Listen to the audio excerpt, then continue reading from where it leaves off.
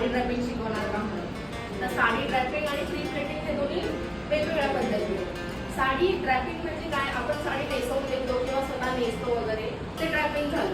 आणि pre plating म्हणजे काय असतं, ज्या आपल्या अशा जरीच्या साड्या असतात, हेवी शालू असतात किंवा नवरीच्या नवीन साड्या असतात, तर त्या काय होतं, नेसताना आपल्याला त्रास होतो किंवा नेसल्यावर किंवा कोणाला सवय असते की लांब पदर घ्यायची, कोणाची चेस्टचं साईज वगैरे जास्त असेल तर त्यांना काय होतं की मोठा पदर लागतो, म्हणजे हे हा भाग झाकलेला लागतो. त्या साडीमध्ये आपल्याला समजते हा साईड काय आहे, सरळ साईड आहे, आणि ही साईड काय आहे, याची उलटी साईड आहे.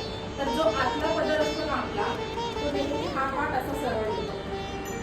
त्यामुळे हा पार्ट जेव्हा आपण प्लेट करतो ना, हा पार्ट आपला आतल्या साईडला प्लेस करून व्यवस्थित आपल्याला चापून चोपून बसेल, घातल्यावर फुगणार नाही आणि बॉडी शेप आपला व्यवस्थित दिसेल. तर त्यासाठी